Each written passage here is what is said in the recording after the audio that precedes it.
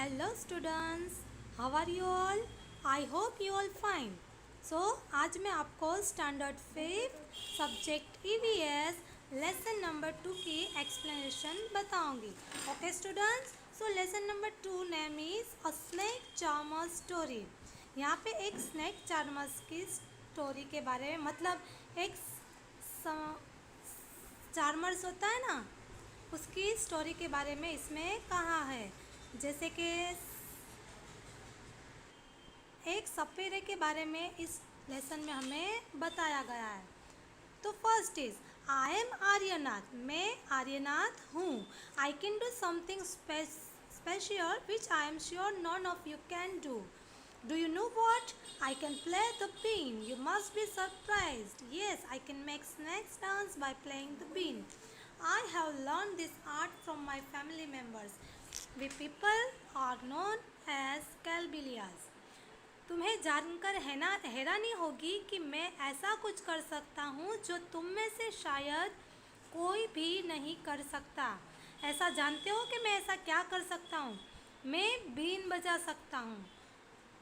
अब ये बात सुनकर तुम लोग हो गए ना हैरान. हाँ, मैं सांपों को अपनी बीन की धुन पर नचा सकता हूँ.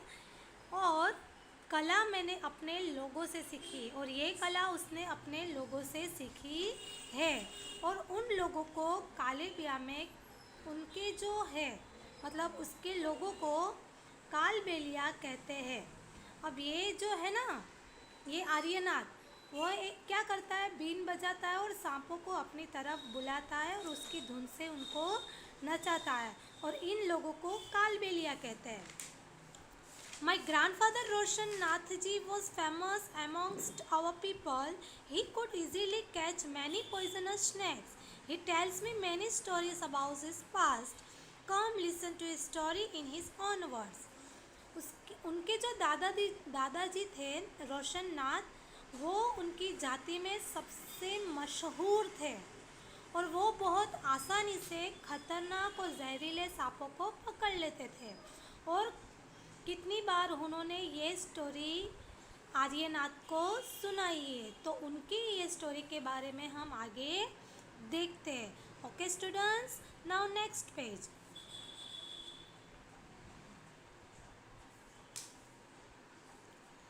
दादाजी रिमेंबर्स. दादाजी की जो यादें हैं उसके बारे में इसमें बताया है. पिक्चर देख के आप अंदाज़ा लगा सकते हो सपेरा किसको कहते हैं.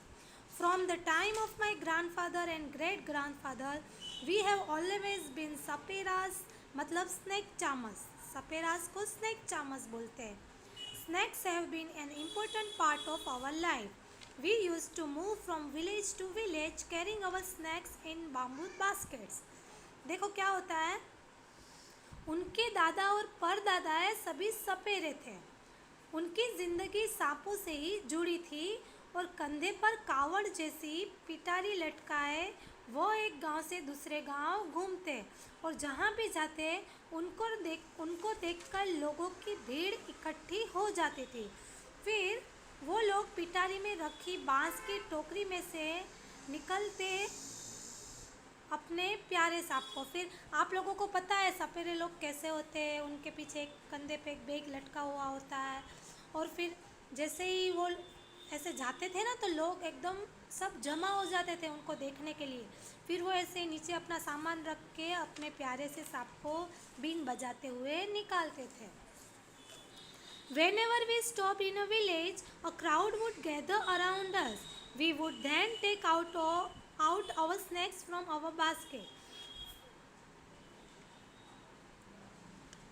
Even after the show, people would stay on. They knew that in our tin box there were many types of medicines from them. We made these medicines from plants collected from the forest. I had learned all this from my grandfather. I felt nice that I could help people with my medicines even if doctors and hospitals were far off. In return, people would give us some money or food grants. In this way, we could manage our life. देखो फिर क्या होता था, सांपों का नाच देखने के लिए लोग वहीं रुक जाते थे, और उन्हें पता होता था कि उनके टीन के डिब्बे में से कई रोगों की दवा होगी. ये सभी जड़ी बूटियाँ वो जंगल से इकट्ठी करते और फिर सब अपने दादा, और ये सब उसने कहाँ से सीखा था? अपने दादाजी से। और उसको अच्छा लगता था कि जहाँ डॉक्टर नहीं होते थे वहाँ वो अपनी इस दवाइयों को देख के लोगों की मदद कर सकता था। दवाइयों के बदले लोग उसको क्या देते? अनाज देते थे और कभी कभी पैसे देते थे। बस इसी तरह उसका दिन और लाइफ गुजर जाती थी। Sometimes I would call to places where someone had been bitten by a snake.